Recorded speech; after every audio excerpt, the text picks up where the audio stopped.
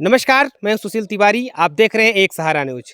दोस्तों, जो धैर्य रखता है वही इतिहास रचता है। तस्वीरों में अगर हम आपको दिखाएं तो मेरे पीछे तस्वीर जो आप देख रहे हैं, ये वही लालता का मकान है जिसे गिराने के लिए आज 5 महीने से लगातार जो है लड़ाई चल रही है।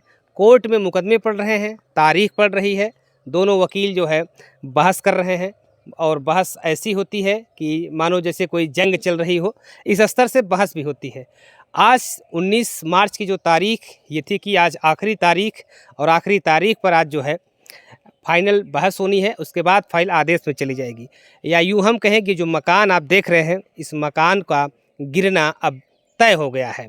इस मकान को गिरना तय हो गया है। इस मकान के गिरने का समय जो है वो धीरे धीरे कहीं न कहीं अब नज़दीक आ चुका है। एक लंबी लड़ाई इस मकान के लिए लड़ी जा रही है। उसमें आज बहस भी होनी थी। आज बहस में क्या कुछ हुई है, क्योंकि एक खबर के लिए मैं कोर्ट से बाहर चला गया था। उस खबर करने के लिए अनुराग यादव के जो पिताजी हैं वो कोर्ट के पास थे। क्या कुछ आज कोर्ट की कार्रवाई हुई है, अनुराग यादव के पिताजी से भी हम बातचीत करेंगे। लेकिन कहते हैं कि एक लंबी लड़ाई जो लगातार अनुराग यादव के पिता धैर्य रखते हुए लड़ रहे हैं, वो लड़ाई कहीं न कहीं सार्थक साबित होगी। और वो दिन एक दिन आपको ज़रूर दिखाई देगा। वो दिन जल्द ही आपके सामने आ सकता है, जब ये मकान जो है इस पर पीला पंजा चलेगा। ज़ीरो टॉलरेंस की बात करने वाले योगी सरकार की में एक बुलडोज़र भी आता था। जो अपराधी अपराध करते थे उनको जो है बुलडोज़र से भी कहीं न कहीं समझाने का प्रयास जो है सरकार करती थी, सुधारने का प्रयास सरकार करती थी। तो कहीं न कहीं अब इस मकान जो लालता का साम्राज्य बना था बंजर की ज़मीन पर, उसका गिरने का समय अब धीरे धीरे आ चुका है। क्योंकि अब तक जो कोर्ट में लगातार तारीख पे तारीख पड़ रही थी, कोई सुनवाई नहीं हो रही थी। जिस मकान को अब तक गिर जाना चाहिए था, वो मकान अभी भी सीना ताने खड़ा हुआ है, लोगों को चिढ़ा रहा है और ये कह रहा है कि आप अभी हमारा कुछ नहीं कर सकते। तो तहसीलदार कोर्ट से लगातार, जब से अनुराग यादव के जो पिताजी हैं वो प्राइवेट अधिवक्ताओं को जो है डीएम साहब को एक लिस्ट जो एप्लीकेशन देते हैं उसमें प्राइवेट अधिवक्ताओं की मांग करते हैं। कुछ प्राइवेट अधिवक्ता उसमें लगाते हैं बहस के लिए, जिससे जो है इस मकान का गिराने की जो प्रक्रिया है, इस मकान पे जो फाइल लगी है, उसको जल्द से जल्द उस मुकदमे का निस्तारण किया जाए और इस जो अवैध मकान बना हुआ है लालता का, इस पर बुलडोज़र चलाया जाए। तो जब से प्राइवेट अधिवक्ता लगते हैं उसमें उसके बाद एक बड़ी बहस होती है, लंबी बहस होती है। लालता के वकील को पूरा घेरने का प्रयास होता है और उसका परिणाम ये होता है कि फ़ाइल आज अंतिम दौर में पहुंच गई है। तो हमारे साथ बातचीत करने के लिए रामजीत चाचा हैं, जो अनुराग यादव के पिता हैं। पहले तो इन्होंने उम्मीद छोड़ दी थी, कोर्ट जाना ही बंद कर दिया था। अब लेकिन ये कोर्ट लगातार जा रहे हैं। अगर आप धैर्य की पराकाष्ठा देखेंगे तो ये सबसे बड़े उदाहरण हैं रामजीत चाचा। क्योंकि धैर्य, इनके अंदर जितना धैर्य है सारे अधिकारी जानते हैं, और ख़ास तौर से हम लोग यहाँ पत्रकार बन के आए थे, परिवार का एक सदस्य बन चुके हैं। तो इनके धैर्य की परीक्षा आप जितना लेना चाहे ले सकते हैं, लेकिन इनके जो धैर्य में की जो परिभाषा है इनसे सीखी जा सकती है। चाचा कहते हैं जो धैर्य रखता है वही इतिहास रचता है। आप लगातार धैर्य बनाए हुए हैं।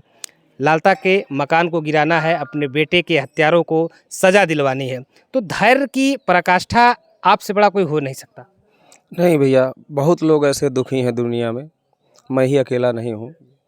और छोटा सा परिवार बड़ा सुखी था हमारा, नमक रोटी खा के गाना गा के सोते थे। लेकिन अब धैर्य ही रखना है, और कर ही क्या सकता हूँ। अपराधी तो हूँ नहीं कि अपराध करूँगा, बाहुबली तो हूँ नहीं। तो धैर्य गरीब ही रखता है और दुख भी सहता है। तो धैर्य तो रख ही रहा हूँ, इतने दिनों से आप लोगों ने देखा है। अब धैर्य ही रखना है। धैर्य नहीं रखूँगा तो मेरा परिवार बिखर जाएगा, छोटी छोटी बच्चियाँ हमारी कहाँ जाएंगी। जी बिल्कुल, धैर्य ही रखना है और न्याय जो है कानूनी प्रक्रिया से ही मिलनी है। तो कानूनी प्रक्रिया से न्याय मिलनी है और न्याय मिलेगा भी। थोड़ा समय लगता है कानूनी प्रक्रिया में, आप लोग भी जानते हैं। तो चाचा धैर्य बना करके रखे हुए हैं, वकीलों का जाल बुन करके रखे हुए हैं। दीवानी कोर्ट में, कचहरी में और हाई कोर्ट में इनके जो अधिवक्ता हैं, अधिवक्ताओं का ये जाल बुन करके बना के रखे हैं कि जो हत्या इनके बेटे की हुई है, जिसमें सरेआम जो है जिस दिन दहाड़े अगर कहा जाए तो जिन्हें सर काट करके इनके बेटे को मौत के घाट उतार दिया है, उसे सज़ा मिलेगी और मिलना भी चाहिए। चाचा आज जो फाइनल बहस होनी थी, फाइनल बहस के बाद फाइल आदेश में जानी थी।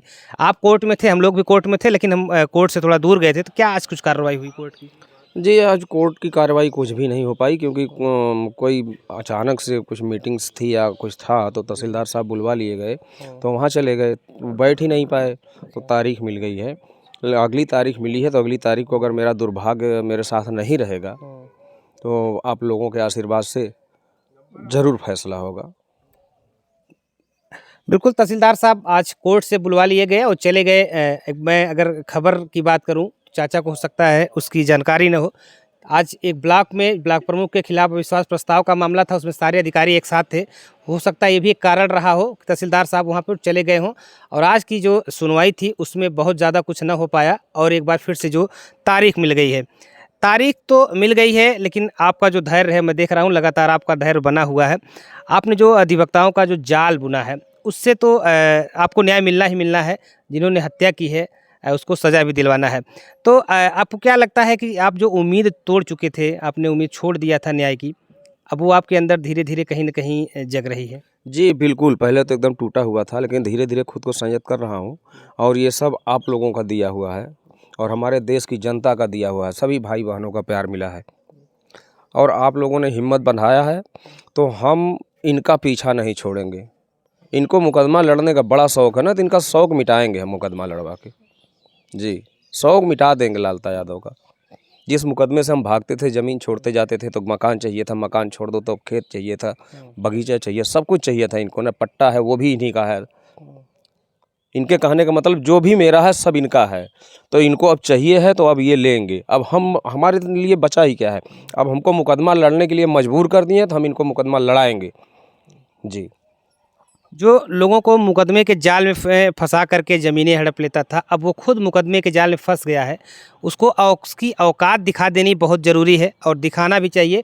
इसमें जो सहयोग हो सकेगा प्रशासन करेगा, पत्रकार करेंगे, वकील करेंगे, जिसका जो सहयोग होगा वो करेगा। क्योंकि इस तरह से निर्मम जो हत्या हुई है, इससे हर कोई दंग रह गया है। क्या इस तरह से भी समाज में ऐसे लोग भी ज़िंदा हैं जो लगातार ऐसी घटनाएँ कर देते हैं। देखा जाए चाचा, लोग जानना चाहते हैं, जो दर्शक हैं जिसका प्यार लगातार जो टकटकी लगा के बैठे हुए हैं, जिसने आपके बेटे की हत्या की है, उसका मकान गिरना चाहिए। वो समय अब देखा जाए एकदम नज़दीक है या एक बिल्कुल, बिल्कुल। एक झूठ सत्य छुपाने के लिए आप लाख झूठ बोल दो, एक न एक दिन सच सामने उभर के आ जाएगा। आज आए ना आए तो कल आएगा, परसों आएगा, नरसों आएगा, लेकिन वो सच सच रहेगा। जी। उम्मीद आपको पूरा है कि अब इसका मकान गिर सकता है? जी, अब ये हमको जितना परेशान करेंगे ना उतना हम मजबूत होते जाएंगे, क्योंकि उस समय 230 बीपी हो गया, हमको कुछ नहीं हुआ, तो अब तो मैं नॉर्मल हो रहा हूँ धीरे-धीरे। इन्होंने हमको इतना तड़पा दिया है ना कि अब कोई ब्लेड लेके मुझे छीले तो भी मुझे दर्द महसूस नहीं होगा। तो अब कोई तकलीफ़ नहीं रह गई है, बस वही तकलीफ़ है और जो तकलीफ़ इन्होंने मुझे दिया है, इनको जीते जी यहीं दिखा देना है कि आप जी के वही तकलीफ़ महसूस करो कि गरीबी जब आ जाती है तो आदमी कैसे मजदूरी करके खाता है। जिसे लालता मेरे घर पे खा रहे हैं और उनकी बीवी बोल रही है कि रामजीत भीख मांगे। हम बिक गए, मजदूरी कर लिए, भीख नहीं मांगा मैंने।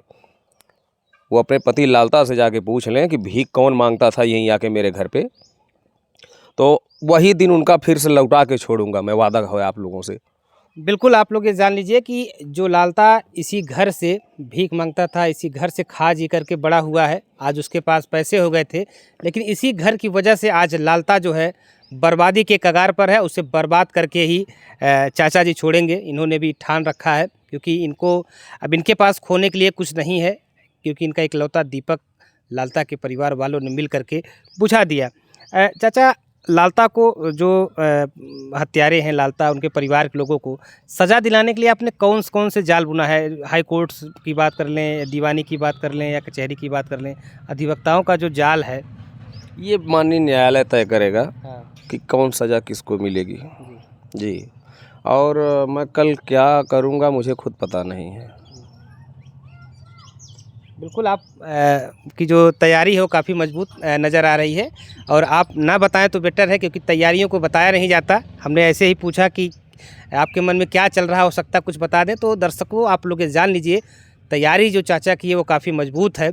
जो वज्र सा दिख रहा जो ये मकान था, उसके गिरने के दिन काफ़ी नज़दीक आ गए हैं। आप जानते हैं कि तहसीलदार के कोर्ट के अलावा प्रशासनिक भी कार्य बहुत ज़्यादा होते हैं, तो उसकी वजह से भी तहसीलदार या एसडीएम हो या जिलाधिकारी हो, उनको तत्काल कोर्ट छोड़ के जाना भी पड़ सकता है।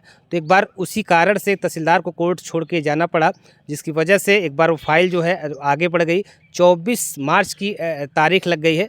24 मार्च को अब जो भी कोर्ट का फैसला होगा, कोर्ट में जो सुनवाई होगी, फाइल आदेश में जाती है, तो उसका अपडेट भी हम सबसे पहले लेके आएंगे। लेकिन एक बात आप लोग ये धैर्य रख लीजिए कि ये चाचा जो हैं न्याय की उम्मीद छोड़ चुके थे, कोर्ट जाना तक छोड़ दिए थे, लेकिन अब ये कोर्ट जाने लगे हैं, क्योंकि ये अपना अब तक अपने बेटे के गम में डूबे थे। लेकिन अब वो गम जो है कहीं ना कहीं एक मजबूती दे रहा है कि अपने बेटे का जो हत्या हुई है, जिन्होंने गम दिया है इनको, उसको सज़ा दिलानी है। सज़ा दिलाने के लिए खुद को मजबूत करना बहुत ज़रूरी है, और हर उस पड़ाव पे पहुंचना बहुत ज़रूरी है जहां से हत्यारों को जो है सज़ा दिलाई जा सके, उनको तोड़ा जा सके। तो चाचा एक मजबूत जो है अब जो है पत्थर सा बन गए हैं। अब उसको हत्यारों को सज़ा दिलाने के लिए, इनके बेटे की जिन्होंने निर्मम तरीके से हत्या कर दी, उसका मकान अब गिरेगा, उसको सज़ा भी मिलेगी। तो चाचा अब कहीं न कहीं कोर्ट भी जाने लगे हैं और अधिवक्ताओं से भी मिलने लगे हैं। अब इनके चेहरे पर आप कभी कभार मुस्कुराहट भी देख सकते हैं, क्योंकि अब इनको पता है कि इसका मकान जो है अब वो ज़्यादा दिन खड़ा होकर के हम लोगों को चिढ़ाने वाला नहीं है।